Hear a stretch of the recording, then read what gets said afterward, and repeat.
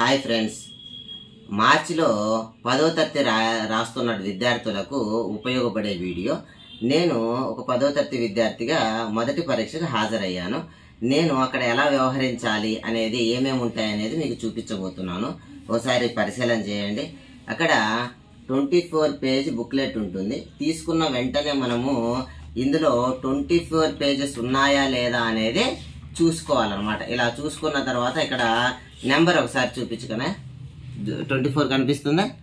కనిపిస్తుంది. ఇక్కడ ముందర ఈ విధంగా సబ్జెక్టు, పేపర్ అనేది ఉంటుంది. మనం ఏ సబ్జెక్ట్ అయితే ఆ సబ్జెక్టు, ఏ పేపర్ అయితే ఆ పేపర్ రాస్తామన్నమాట.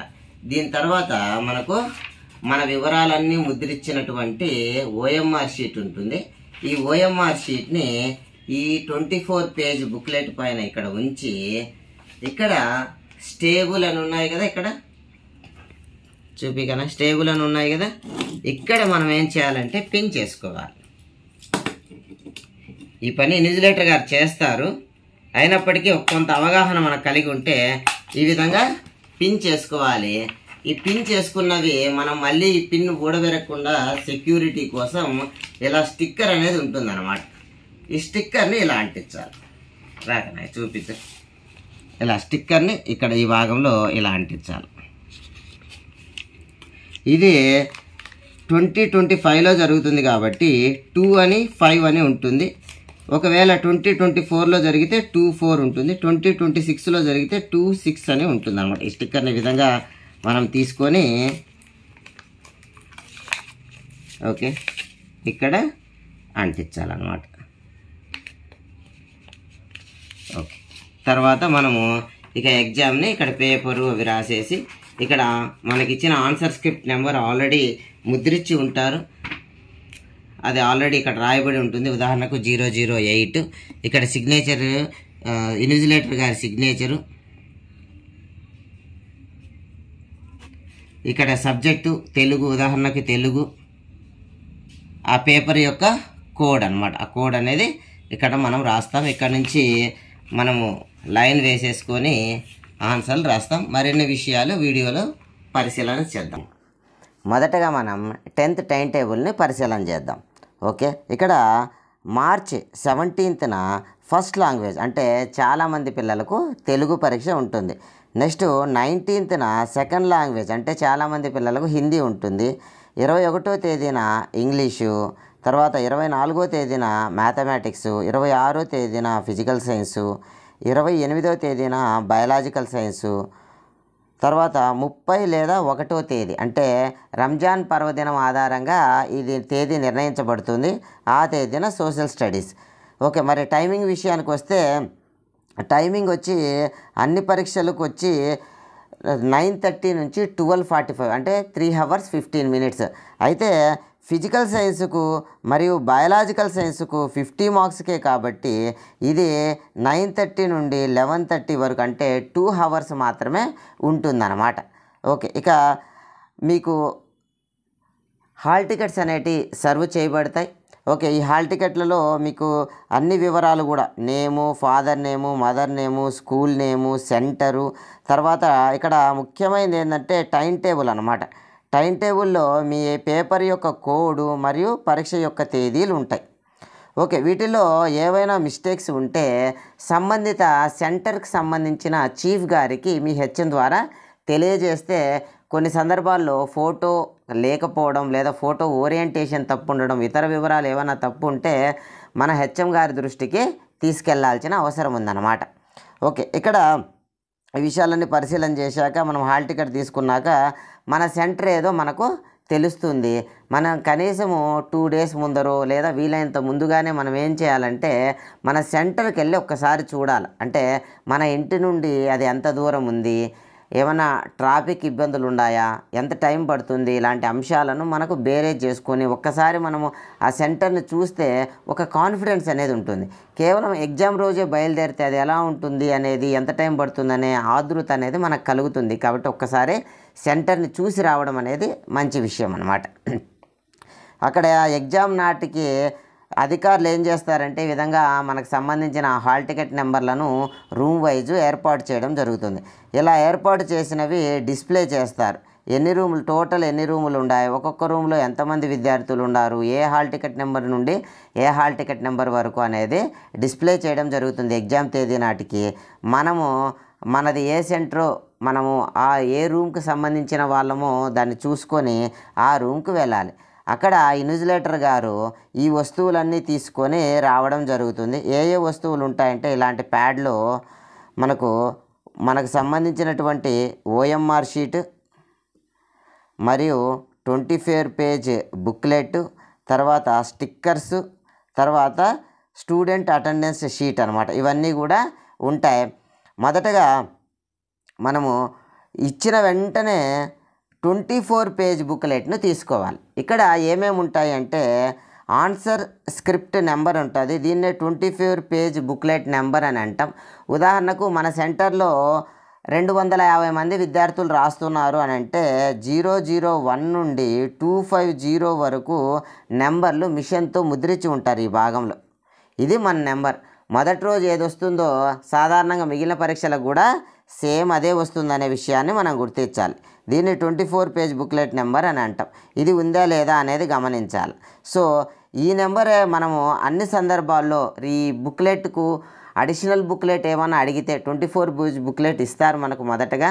ఒకవేళ అది కంప్లీట్గా రాయగలిగితే మరొక 12 పేజ్ బుక్లెట్ కూడా మనకు ప్రొవైడ్ చేయడం జరుగుతుంది. సాధారణంగా మ్యాథ్స్ డే రోజు మాత్రమే మనకు ఎక్సెస్ అవసరం అవుతాయి, మిగిలిన రోజుల్లో అవసరం పడవు అన్నమాట. ఒకవేళ అవసరమైతే ఇస్తారు. ఆ ఎక్స్ట్రా ఇచ్చిన బుక్లెట్ మీద కూడా మనం ఈ నెంబర్నే రాయాలి. ఎక్కడ కూడా మన హాల్ టికెట్ నెంబర్ను మన పేరును రాయకూడదు అన్నమాట. ఓకే, ఇక్కడ ఇన్విజిలేటర్ గారు ఎగ్జామినేషన్ స్టార్ట్ అయినాక సంతకం పెడతారు. మనకి ఇచ్చిన వెంటనే మనం ఏం చేయాలి అంటే దీన్ని తీసుకొని ఇక్కడ మొదట ఇన్స్ట్రక్షన్స్ ఉన్న పేజ్ అనేది 1వ పేజీ అని అర్థము. 2వ పేజ్ దాని వెనక ఉంటుంది. తర్వాత 3rd పేజీ. ఈ విధంగా 3rd పేజ్ నుంచి 24 వరకు వరుసగా పేజీలు ఉన్నాయా లేదా అనే విషయాన్ని మనం నిర్ధారించుకోవాలి. ఒకవేళ ఏదైనా పేపర్ తక్కువగా ఉంటే మనం ఇన్విజిలేటర్ గారి దృష్టికి తీసుకెళ్తే వాళ్ళు రీప్లేస్ చేసి ఇవ్వడం అనేది మనకు జరుగుతుంది. సో ఇలా 24 పేజెస్ ఉన్నాయని అనుకుంటే దాన్ని పక్కన పెట్టేస్తాం. తర్వాత మనకు ఓఎంఆర్ షీట్ ఇవ్వడం జరుగుతుంది. ఈ ఓఎంఆర్ షీట్లో మనము 4 ప్లేసెస్లో మనం పెన్నుతో నింపవలసి ఉంటుంది. బ్లూ లేదా బ్లాక్ ఇంక్ పెన్ను వాడాలి. బాల్ పాయింట్ పెన్ను వాడాలి. కొందరు జెల్ పెన్ను, గ్లిట్టర్ పెన్ను తెచ్చుకుంటూ ఉంటారు. అవి మనం ఎగ్జామినేషన్ పేపర్ మీద రాయకూడదు. ఇవి చాలా ప్రాసెస్ ఎదుర్కొని రిజల్ట్ సమయానికి మనకు చేరాలి. కాబట్టి ఈ ప్రాసెస్లో అవి తడిస్తేనో లేదా కాగితం మీద ఆ ఇంక్ అనేది స్పిల్ అవ్వడం అనేది జరుగుతుంది. కాబట్టి బాల్ పాయింట్ పెన్ను, బ్లూ లేదా బ్లాక్ పెన్నుతో మాత్రమే మనము పరీక్ష రాయాలి అనే విషయాన్ని గుర్తించాలి. సరే, ఈ ఓఎంఆర్ షీట్ పైన ఏమేమి రాయాలి అంటే 24 పేజ్ బుక్లెట్ మీద మనకు ఒక సీరియల్ నెంబర్ ఇచ్చాం కదా, అది 2 సార్లు రాయాలి. ఇక్కడ ఉదాహరణకు 008 ఇక్కడ. మరియు ఈ ఓఎంఆర్ షీట్ అనేది 3 భాగాలుగా ఉంటుంది. ఇది పార్ట్ 1, ఇది పార్ట్ 2, ఇది పార్ట్ 3. పార్ట్ 3లో మనం ఏమీ రాయాల్సిన పని లేదు. కేవలం పార్ట్ 1, పార్ట్ 2లో మాత్రమే రాయాలి. పార్ట్ 2లో కూడా ఈ 24 పేజ్ యొక్క నెంబరు మాత్రమే 008. ఉదాహరణకు నేను తీసుకున్న ఏదొస్తే అది ఫస్ట్ రోజు ఏదొస్తుందో మిగిలిన రోజులు కూడా అదే వస్తుంది. సో అది రాసేసిన. ఇంకేం రాయాలంటే రూమ్ నెంబర్, మన హాల్ టికెట్ లేదా రోల్ నెంబర్ ప్రకారం. ఉదాహరణకు ఆ సెంటర్లో ఒక 15 రూములు ఉన్నాయని అనుకున్నాం. మనము 2వ రూమ్లో పడ్డాము అనుకున్నాం. అక్కడ 02 అని రాస్తామన్నమాట. సిగ్నేచర్ ఆఫ్ ద స్టూడెంట్, ఆ స్టూడెంట్ యొక్క ఫుల్ సిగ్నేచర్ హాల్ టికెట్లో ఎలా పెట్టారో అలా పెట్టాలి. తర్వాత ఇన్విజిలేటర్ గారు ఆ రూమ్కు ఒకరు కేటాయించుంటే వాళ్ళు ఒకరు సంతకం పెట్టడం జరుగుతుంది, లేదా ఇద్దరు కేటాయిస్తే ఇద్దరు సంతకం పెట్టడం జరుగుతుంది. అంతేగాని మీరు తొందరపడి ఇన్విజిలేటర్ స్థానంలో స్టూడెంట్ సంతకాలు పెట్టే సందర్భాలు మనకు ఎదురవుతూ ఉంటాయి. మీరు స్టూడెంట్ అని ఉన్నారు కదా, అక్కడ మాత్రం పెట్టాలి. మొత్తం మీద 4 సినారియోల్లో మనం రాయాలి. 1, 2. ఇక్కడ 24 పేజ్ బుక్లెట్ మీద ముద్రించి ఉన్న నెంబరు, రూమ్ నెంబరు, మన సిగ్నేచర్, ఈ 4 స్థానాల్లో మాత్రమే మనం రాయాలి. మిగిలిన వివరాలన్నీ కూడా ఇక్కడ ఉంటాయి. ఆ రోజు పేపర్ కోడ్ ఏంటి అనేది. సరే, ఇక మనకు మొదటి రోజు కేవలము ఒకే జనరల్ విద్యార్థులే ఉంటే వాళ్ళకి ఏం సమస్య ఎదురు కాదు, అందరికీ తెలుగు సబ్జెక్టే ఉంటుంది. 01T/02T అనేది పేపర్ కోడ్ అవుతుంది. కొన్ని సెంటర్లలో ఉర్దూ విద్యార్థులు ఉంటారు, అలాంటప్పుడు కొంత జాగ్రత్త వహించాలి. వాళ్ళు ఏం చేయాలి అని అంటే చూడండి, ఒక్కసారి మనం ఇక్కడ చూస్తే ఫస్ట్ లాంగ్వేజ్ వాళ్ళకి ఏముంటుందంటే మామూలు విద్యార్థులకు 01T 02T ఉంటే ఉర్దూ విద్యార్థులకు 01U 02U ఉంటుంది. సో వీళ్ళు క్వశ్చన్ పేపర్ను తీసుకునే క్రమంలో కొంత జాగ్రత్త వహించాలి. క్వశ్చన్ పేపర్ తీసుకున్న వెంటనే అది మన పేపర్ కోడ్కు సంబంధించిందేనా లేదా కాదా అనే విషయాన్ని రూఢీ చేసుకోవాలి. ఒక్కసారి క్వశ్చన్ పేపర్ని చూడండి, ఇది ఫిజికల్ సైన్స్కి సంబంధించింది. ఇలా ప్రతి సందర్భానికి సంబంధించి ప్రతి క్వశ్చన్ పేపర్కి సంబంధించి ఇక్కడ కోడ్ ఉంటుంది. సో ఇది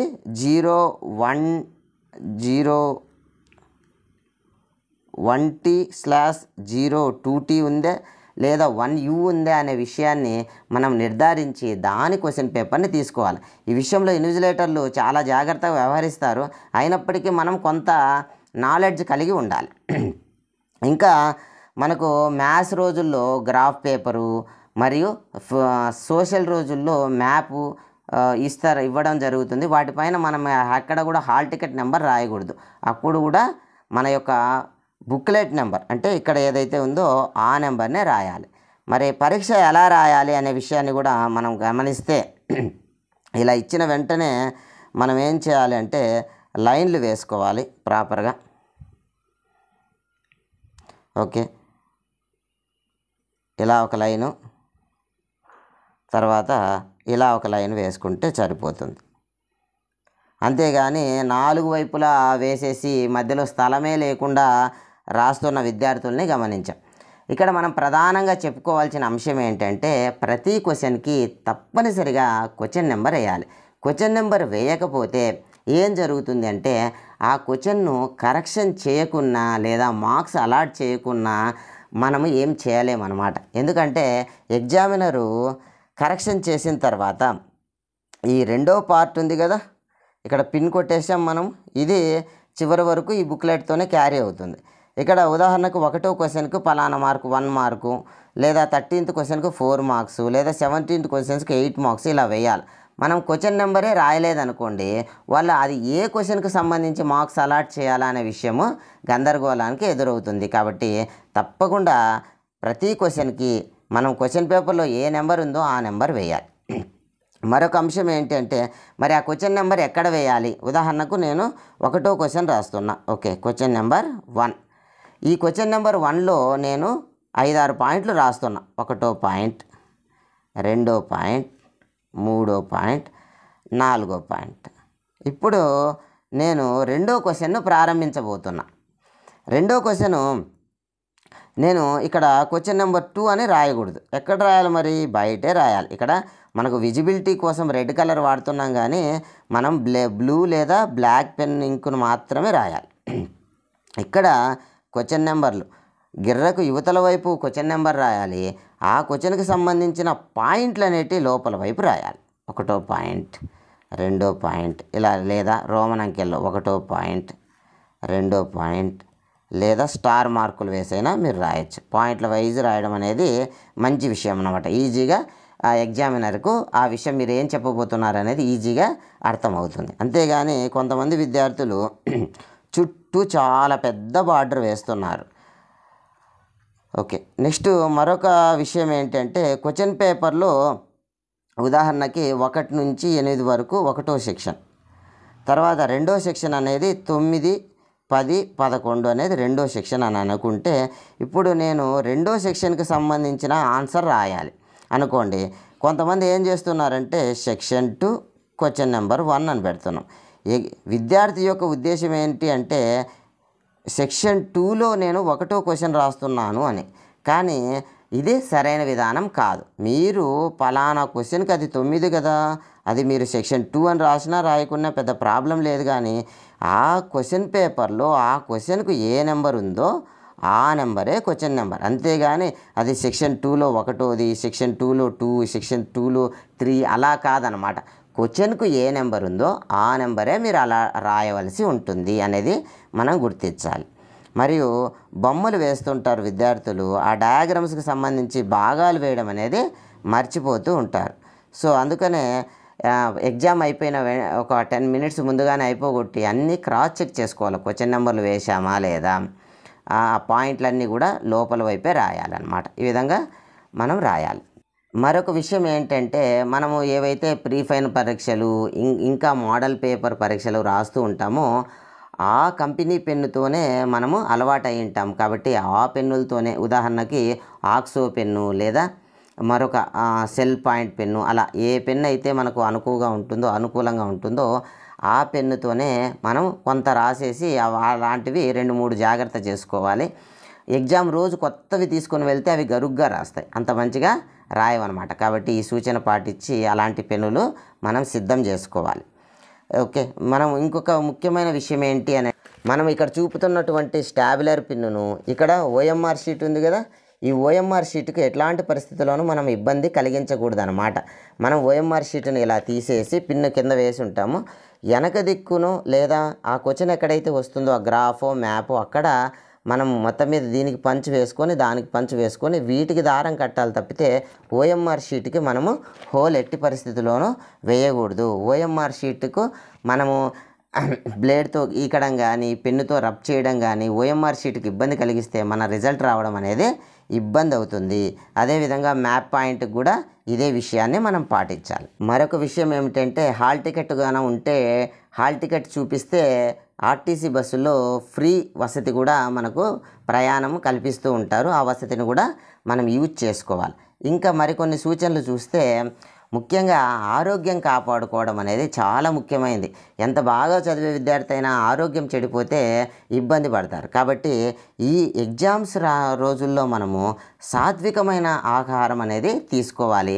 అంటే ఎలాంటి ఆహారం తీసుకోకూడదు అంటే, నాన్ వెజ్లను తీసుకోకూడదు,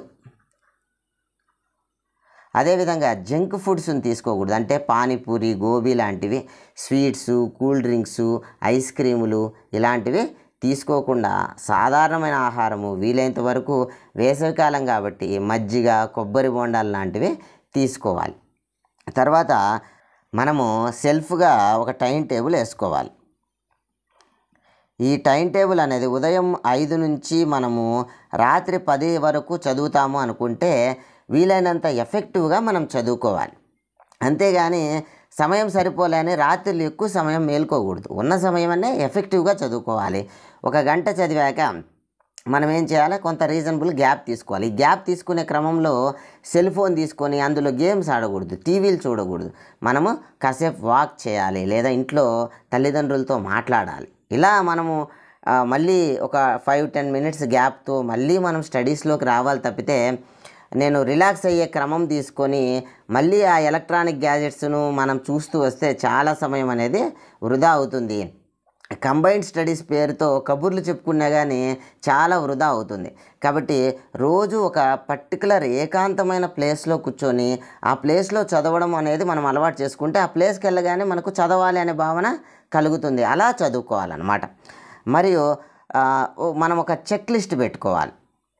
ఓకే, ఎగ్జామ్స్కి వెళ్తున్నామంటే ప్రతిరోజు ఒక చెక్ లిస్ట్ని తీసుకొని హాల్ టికెట్ తీసుకున్నానా లేదా, పెన్స్ తీసుకున్నానా లేదా, క్రేయాన్స్ తీసుకున్నాను లేదా, హైలైట్ చేయడానికి స్కెచ్ పెన్నులు లేదా గ్లిట్టర్ పెన్నులు వాడకూడదు అనమాట. అవి ఒకవైపు నుంచి మరోవైపుకి వచ్చేస్తాయి. కాబట్టి అవి కాకుండా వ్యాక్స్ క్రేయాన్స్ తీసుకొని అవి కొంచెం హైలైట్ చేస్తూ డయాగ్రామ్ వేస్తే ఆ డయాగ్రామ్కి ఆ టెక్స్ట్ బుక్లో ఉన్న కలరింగ్ అలాంటివి కానీ వేస్తే కొంచెం ఇంప్రెసివ్గా మారుతుంది అనమాట. హైలైట్ అయిన పాయింట్లు అలా అండర్లైన్ చేయొచ్చు వ్యాక్స్ క్రేయాన్ సహాయంతో. మరియు వాటర్ బాటిల్ తీసుకొని వెళ్ళొచ్చు. అక్కడ వాటర్ అనేది ప్రొవైడ్ చేయడం జరుగుతుంది. అయినా మీరు బాటిల్ పెట్టుకొని, మరియు నార్మల్ వాచ్ తీసుకొని వెళ్ళొచ్చు. ఎలక్ట్రానిక్ వాచ్లు అనేవి అలో కాదనమాట. మరియు ఎగ్జామ్కి వెళ్ళినాక మీవైన సొంత వస్తువులు ఉండాలి. అంటే స్కేలు, రబ్బరు మరియు ఇంకా ప్రొటెక్టరు, రౌండరు ఇలాంటి వస్తువులన్నీ మీవి ఎత్తుకొని పోవాలి. ఎగ్జామ్కి వెళ్ళినాక పక్కన వాళ్ళ మీద డిపెండ్ అవ్వద్దండి. ఓకే,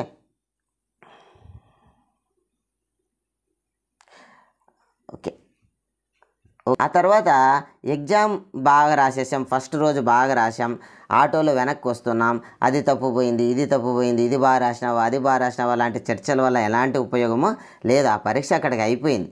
కొంతమంది విద్యార్థులు పరీక్ష అయిపోయిన వెంటనే ఆ బయట అమ్మేటువంటి రంగురంగు సోడాలు, ఐస్ క్రీములు, సినిమాకి వెళ్ళడాలు ఇలాంటి పనులు చేస్తారు. అలాంటి పనులు చేస్తే మనకు నెక్స్ట్ ఎగ్జామ్కి ఆ ప్రభావం అనేది పడుతుంది. ఇక్కడ టైం టేబుల్ గమనిస్తే ప్రతి ఎగ్జామ్కు కనీసం ఒక రోజు అనేది గ్యాప్ ఉంది. గతంలో అలా లేవు అన్నమాట, ఇప్పుడు ఉంది. ఈ విషయాన్ని మనం బాగా యూజ్ చేసుకొని మంచి మార్కులు తెచ్చుకోవడానికి ప్రయత్నం చేయాలా. అనవసరమైన డిస్కషన్స్ ఆటోల్లో పెట్టుకోకూడదు. ఇంటికి వచ్చాక తిని కాసేపు నిద్రపోయి నెక్స్ట్ ఎగ్జామ్కి సన్నద్ధం కావాలి. ఈ విధంగా ఎగ్జామ్స్లో మీరు మంచి ఫలితాలు సాధించాలని ఆశిస్తూ ఈ వీడియో ఇంతటితో సమాప్తం. Thank you one and all.